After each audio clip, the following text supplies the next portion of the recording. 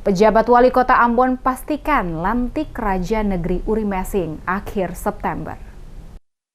Raja Negeri Urimesing, Kecamatan Nusaniwe dipastikan dilantik oleh pejabat Wali Kota Ambon pada tanggal 30 September mendatang di Balai Kota.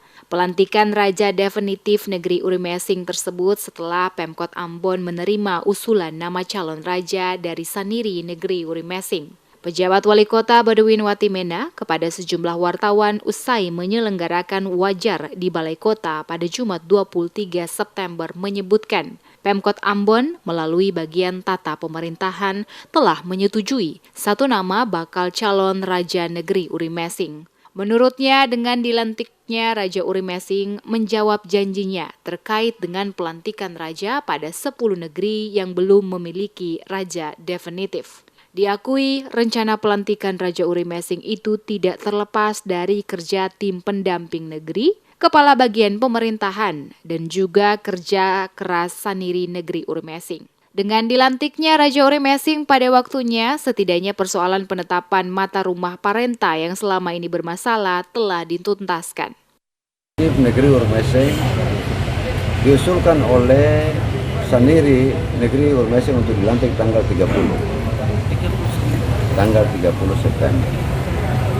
Ini sekaligus menjawab, ya saya pernah kan bilang bahwa di bulan September kita akan lantik ya minimal satu raja di Kota Ambon.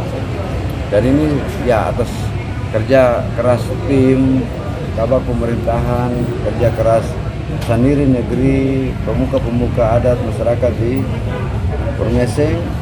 Mereka minta saya lantik mereka tanggal 30 September. Berarti semua persoalan sudah selesai dan cuma tunggu pelantikan secara adat dan pemerintahan. Jadi saya bilang ke mereka nanti saya sesuaikan dengan waktu saya. Kalau saya ada pasti saya lantik.